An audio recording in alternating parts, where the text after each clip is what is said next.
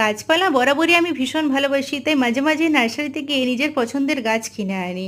আমার কাছে ফ্ল্যাটে এখন যে কটা গাছ আছে তার মধ্যে থেকে জিজি প্ল্যান্ট আর স্নেক প্ল্যান্টটা কয়েক বছর হয়ে যাওয়া, এগুলোকে এবার রিপোর্টিং করা দরকার। তাই জন্য নার্সারি থেকে দুটো টব আনবো বলে তাড়াতাড়ি ব্রেকফাস্ট করে রেডি হয়ে বেরিয়ে গেলাম নার্সারির উদ্দেশ্যে।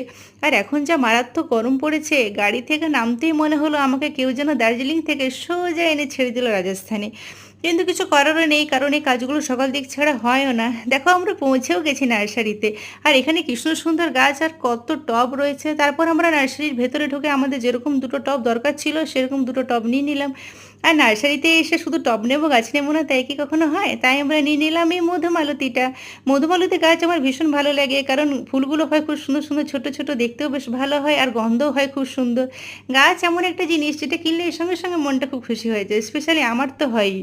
আর তারপর আমরা বাড়িতে চলে এলাম, আর বাড়িতে এসে মধুমালতীকে তার অন্য ফ্রেন্ডগুলোর সঙ্গে রেখে দিলাম।